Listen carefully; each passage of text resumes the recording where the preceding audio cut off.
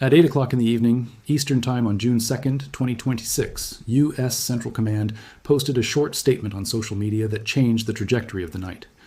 American and partner forces, it said, had struck Qeshm Island, the largest island in Iran, sitting directly inside the Strait of Hormuz, in what it called a response to Iranian attacks across the Middle East hours earlier. Within hours, explosions were being reported inside the city on Qeshm itself, and thousands of miles away in Kuwait, air traffic controllers were forced to shut down the country's main international airport as Iranian drones and missiles struck the facility. Two very different battlefields, one island and one airport, were now part of the same 24-hour story. This is what actually happened, according to the military statements, wire services, and named officials who were tracking it in real time. And where the record is murky, we're going to say so. To understand why Qeshm Island and Kuwait's airport ended up in the same news cycle, you have to go back roughly 3 months to February 28, 2026, the day this war actually began. According to reporting compiled by Encyclopedia Britannica and corroborated across major wire services, Israel and the United States launched a coordinated air campaign against Iran that day, killing Iran's supreme leader along with a number of senior officials and destroying a substantial number of military and government sites. Iran responded with missile and drone strikes against Israel, against American bases, and against Gulf states hosting U.S. forces, and, critically for everything that follows, by effectively closing the Strait of Hormuz to shipping. That closure mattered because roughly a fifth of the world's oil moves through that strait, and Qeshm Island sits right inside it, which is exactly why the island kept coming up as a target in the months that followed. The scale of that opening day is easy to understate. According to Al Jazeera's reporting on Iran's succession process, the February 28th strikes killed not just Iran's supreme leader Ayatollah Ali Khamenei, who had ruled for almost 37 years, but also his daughter, daughter-in-law, grandchild, and son-in-law when his official residence was destroyed. A Wikipedia-compiled account of what's been called Iran's leadership crisis, cross-referenced against contemporaneous reporting, describes the strikes as killing more than 40 senior Iranian officials in total. A wave of losses so large that, according to Time magazine, President Trump himself told ABC News that his administration's own list of possible successors had been wiped out, saying the strikes were, in his words, so successful it knocked out most of the candidates. Iran moved quickly to fill the vacuum. Following its constitution, an interim leadership council made up of the sitting president, the head of the judiciary, and a guardian council representative took over first. And on March 8th, according to Al Jazeera, Iran's assembly of experts named Mojtaba Khamenei, the late leader's 56-year-old son, as the new supreme leader, with Iran's president Masoud Pezeshkian calling the appointment the start of what he described as a new era of dignity and strength. That succession matters for understanding everything that follows, because it means the retaliatory strikes on Qeshm Island and Kuwait, months later, were being ordered by a leadership that had just come to power in the middle of a war, under direct threat, rather than by a long-settled government making calculated moves at its leisure. The war did not run in a straight line. After more than 5 weeks of fighting, the United States and Iran agreed to a ceasefire on April 7th and 8th, mediated by Pakistan, with Israel folded into the arrangement as well. President Trump had said only weeks earlier that there would be, in his words, no deal with Iran short of unconditional surrender, so the ceasefire itself was notable. But according to Britannica's ongoing account of the conflict, the truce didn't end the standoff. It shifted it into a prolonged game of brinkmanship over access to the Strait of Hormuz. On April 13th, the U.S. announced a naval blockade of Iran to enforce shipping restrictions. By mid-June, mediators had produced a memorandum of understanding intended to formally end the conflict within 60 days of signing. For a few weeks, it looked like the worst of it might be over. The diplomacy behind that ceasefire is its own story, and it's worth walking through because it explains why the truce kept nearly collapsing even before the July resumption. According to Wikipedia's timeline of the ceasefire, Iran had initially rejected a 45-day two-phase framework Pakistan proposed on April 5th, countering with its own 10-point peace plan, before the 2-week ceasefire was ultimately announced on April 8th. Pakistan's Prime Minister, Shehbaz Sharif, posted that the U.S., Iran, and their allies had agreed to an immediate ceasefire everywhere, including in Lebanon, according to a report carried by Malay Mail via AFP. 3 days later, a 300-member American delegation led by Vice President J.D. Vance sat down with Iranian officials in Islamabad for what Al Jazeera described as the highest-level direct engagement between Washington and Tehran since Iran's 1979 revolution. 21 hours of talks, according to Wikipedia's account, split between indirect and direct rounds. The two sides reportedly agreed on most points of a 10-point ceasefire framework, but could not close the gap on two issues: the status of the Strait of Hormuz and Iran's nuclear program. The talks ended without an agreement or a memorandum of understanding. What followed was weeks of on-again, off-again diplomacy.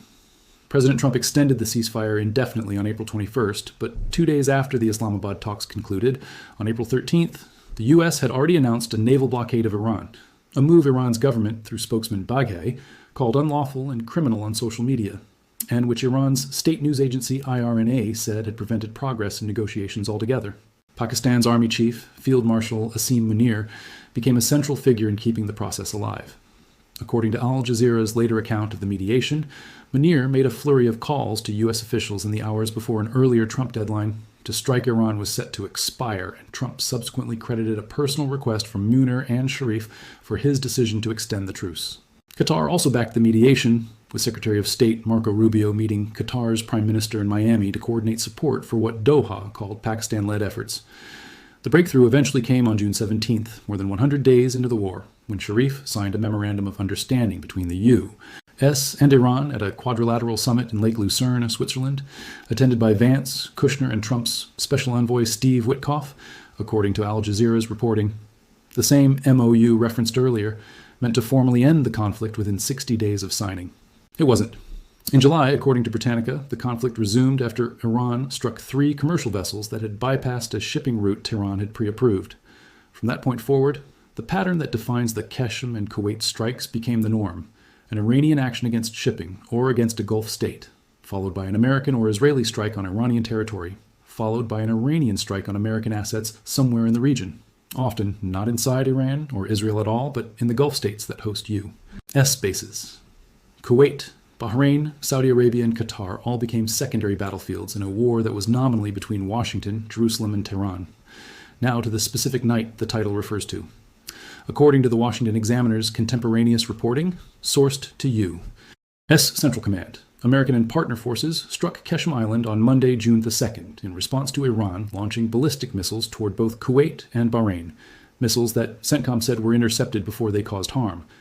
Just moments before the Qeshm strike, U.S. forces said they had shot down Iranian drones that were targeting civilian vessels in the strait, and then turned their attention to a ground station on Qeshm Island itself. CENTCOM described the broader engagement as a self-defense strike aimed at drone radar and command and control sites.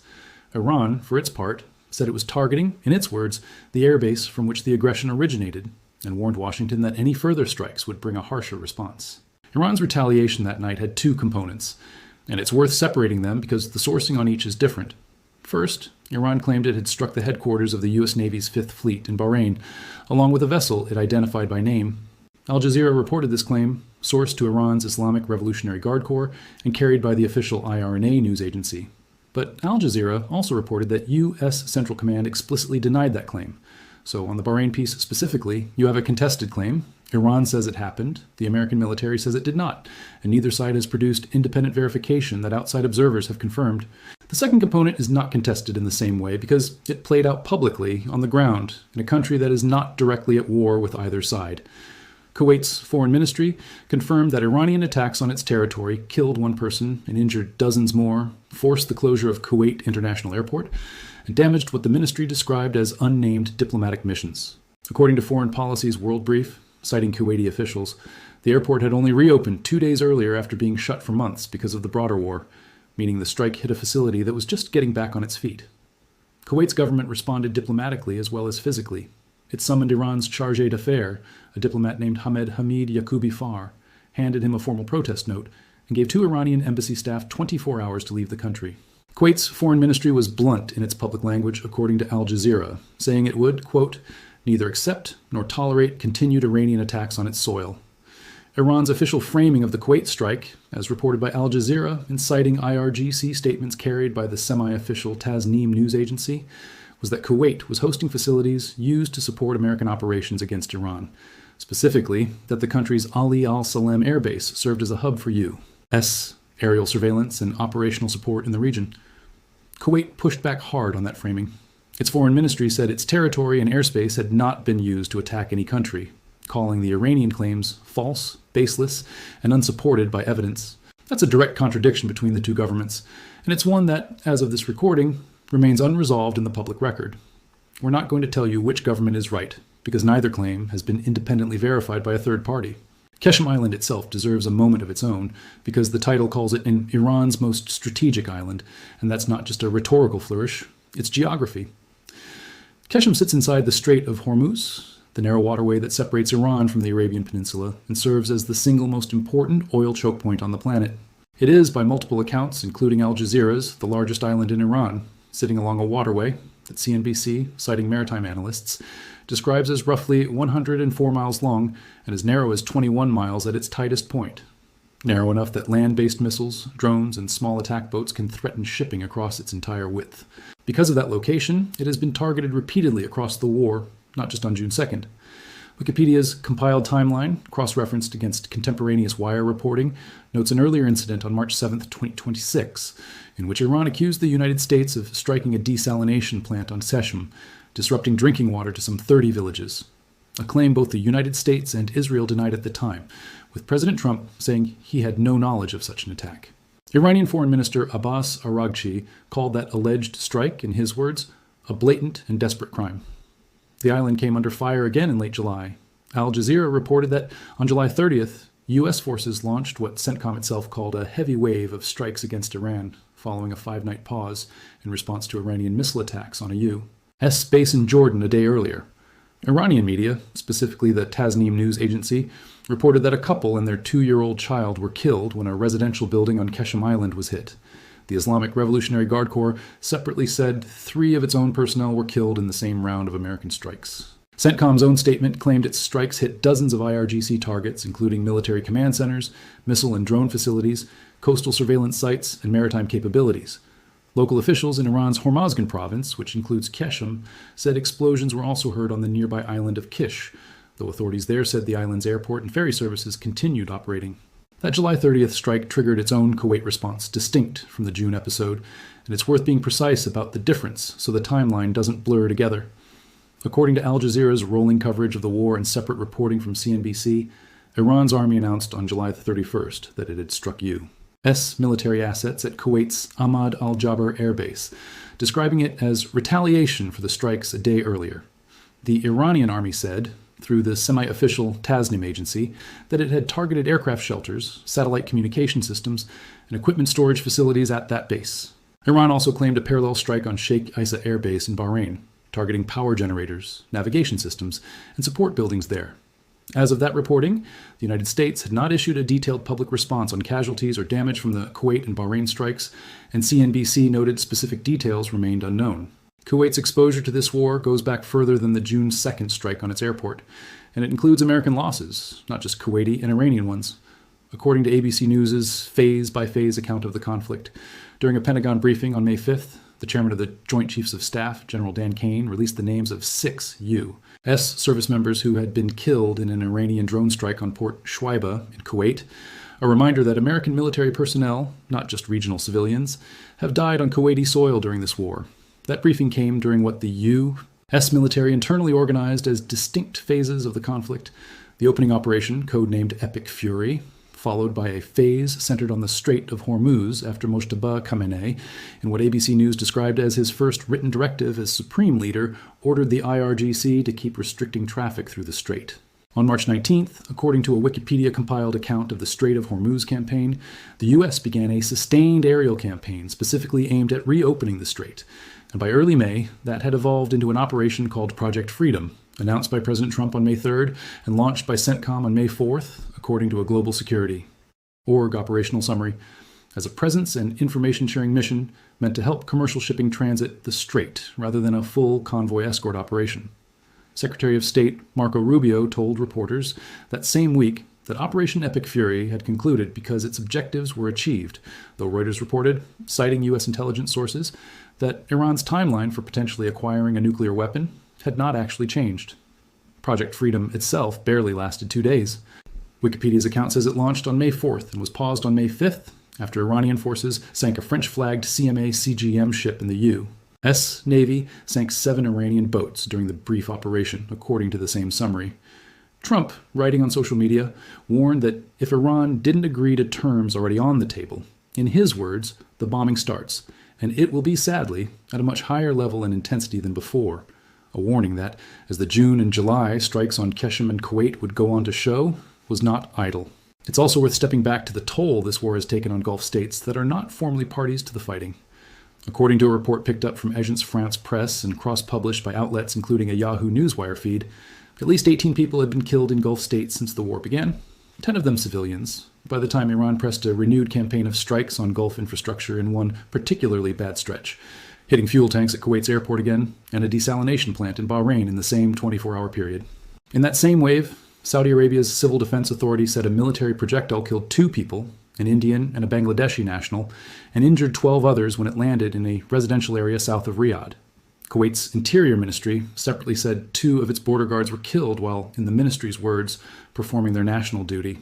Iran's president, Masoud Pezeshkian, was quoted warning that his country would be, in his words, forced to respond against its neighbors if their territory continued to be used to strike Iran, while a day earlier he had reportedly apologized to neighboring countries hosting U.S. bases for the attacks landing on their soil.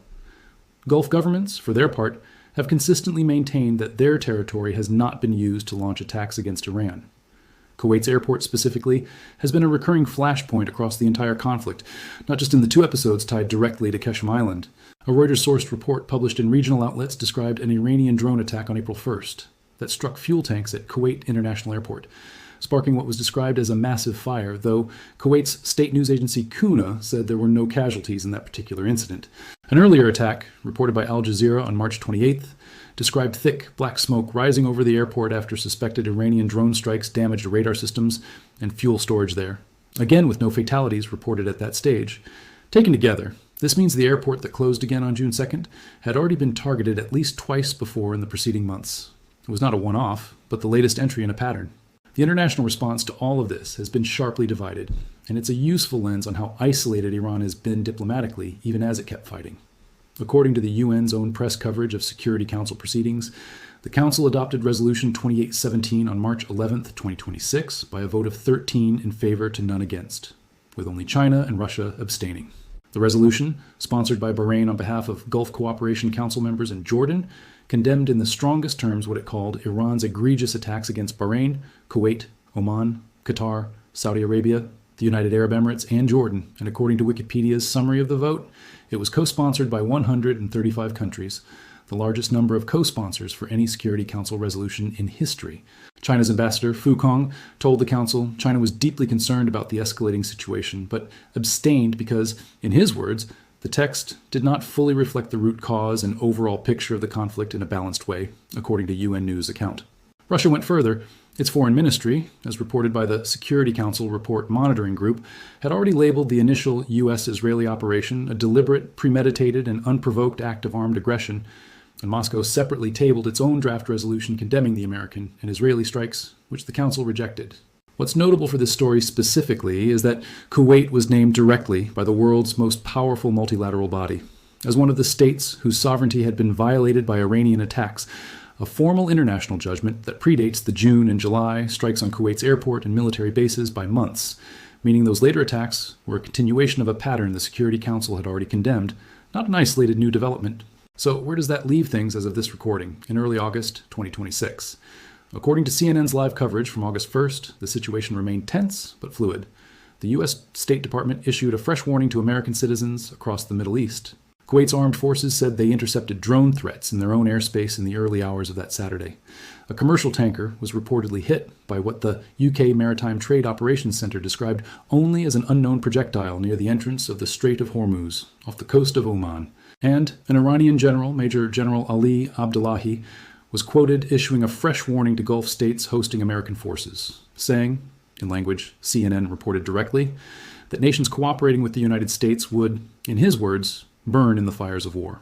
At the same time, according to a conflict tracking summary published by Global Security, org, President Trump had, just a day earlier, canceled a threatened multi-day air campaign against Iran that the Wall Street Journal had reported he ordered to force Iran's surrender, posting instead that the United States remained, in his words, locked and loaded. In other words, as of the most recent verified reporting, active large-scale strikes had paused again, but neither side had declared the war over, and smaller-scale incidents, drone intercepts, projectiles near shipping lanes, were still being reported almost daily. None of this is happening in a vacuum, and the economic backdrop helps explain why both sides keep escalating rather than walking away. The Strait of Hormuz, where Qeshm Island sits, is, according to the U.S. Congressional Research Service, the corridor through which roughly 20 million barrels of oil and petroleum products move per day in the most recent full year before the war, representing close to 27% of all global maritime oil trade. When Iran effectively closed that strait on March 4, 2026, using drones, ballistic missiles, and small attack boats to threaten shipping, a tactic detailed in a Brookings Institution analysis, the International Energy Agency characterized what followed, according to Wikipedia's sourced summary of the war's economic impact, as the largest supply disruption in the history of the global oil market. Brent crude, the global benchmark, surged past $120 a barrel in the weeks after the closure. And CNN Business reported that by late March, average U.S. gasoline prices had climbed to $3. $94 a gallon, up nearly a full dollar since the war began, with Patrick DeHaan, the head of petroleum analysis at GasBuddy, telling CNN that prices could cross $4 within a day and would be slow to come back down even once the fighting stopped. The numbers only got more dramatic from there. The Federal Reserve Bank of Dallas modeled a scenario in which a Hormuz closure removing close to 20% of global oil supply would push the average price of West Texas Intermediate crude to $90. $8 a barrel, and cut annualized global economic growth by nearly 3 percentage points in the second quarter of 2026 alone. A separate analysis published through the Center for Economic Policy Research estimated that even a relatively short one-quarter closure of the strait would raise U.S. headline inflation by roughly 0.6 of a percentage point. Bloomberg Economics, using its in-house shock model, projected that if the closure dragged on and oil climbed toward $170 a barrel, the hit to inflation and growth would roughly double, describing the scenario as stagflationary enough to influence everything from central bank policy to the outcome of that year's U.S. midterm elections. By the end of March, according to Bloomberg's reporting, one energy economist, Feridun Fesharaki of FGE Nexant ECA, was telling Bloomberg Television that a prolonged near closure could push prices as high as $150 to $200 a barrel. It's worth being clear here that this section covers projections and modeled scenarios from named economists and institutions. The Dallas Fed, CPR, and Bloomberg Economics all built forecasting models rather than reporting a single settled price, so the exact numbers varied depending on how long the strait stayed closed. The physical damage to regional energy infrastructure compounded the price shock. Wikipedia's compiled account of the war's economic fallout notes that the combined oil production of Kuwait, Iraq, Saudi Arabia, and the United Arab Emirates dropped by a reported 6.7 million barrels per day within the first 2 weeks of the war, and by at least 10 million barrels per day shortly after that, while Qatar Energy declared force majeure on its exports after the closure, stranded oil and liquefied natural gas shipments. Brookings' analysis added that insurance for vessels attempting to transit the strait became unavailable or prohibitively expensive, and that seafarers themselves grew unwilling to make the crossing, meaning the strait was, in practical terms, closed even without a formal blockade on paper. It's this economic pressure, layered on top of the military and diplomatic standoff, that frames why a strike on a single island and an attack on a single airport carried weight far beyond their immediate physical damage. Both sides understood that Qeshm Island and the shipping lane it oversees were tied directly to global oil markets, and neither was willing to concede that ground first. It's worth pausing on why a story like this, a strike on one island and an attack on one airport on one night in June, matters months later, in a war with this many individual incidents. The answer is that Qeshm Island and Kuwait's airport are both proxies for the two things this entire conflict actually revolves around: control of the Strait of Hormuz, through which a huge share of the world's oil moves, and the presence of American military infrastructure scattered across Gulf states that did not choose to be combatants. Every time Qeshm gets struck, it's read in Tehran as an attack on sovereign Iranian territory sitting on the world's most important shipping lane. Every time Kuwait's airport gets hit, it's read in Kuwait City as evidence that hosting American forces carries a direct civilian cost, regardless of what Kuwait's government says about its own neutrality. And Kuwait's exposure here is not incidental. According to the U.S. State Department's own account of security cooperation between the two countries, approximately 13,500 American forces are based in Kuwait, primarily at Camp Arifjan and Ali al-Salam Air Base, under a defense cooperation agreement dating back to 1991. Only Germany, Japan, and South Korea host more U.S. forces worldwide than Kuwait does, which means that when this war reaches into the Gulf, Kuwait is, by a wide margin, the most militarily exposed American partner in the region. Neither side has fully backed down from that underlying standoff, which is why, as CNN and Global Security, Org both indicate the war keeps flaring back up even after formal ceasefires and memoranda of understanding. Before we close, here's a plain accounting of where this script's information came from and where it's still contested. The core facts of the June 2nd strikes: CENTCOM hitting Qeshm Island and Iranian missiles and drones striking Kuwait, including the airport closure and the diplomatic expulsion, are confirmed by CENTCOM's own statements, Kuwait's foreign ministry, the Washington Examiner, Al Jazeera, and Foreign Policy's World Brief. The background timeline of the war: the February 28th opening strikes, the April ceasefire, the naval blockade, the June Memorandum of Understanding, and the July resumption of fighting, comes from Britannica's ongoing account of the 2020 sit-down Iran war, corroborated by wire reporting.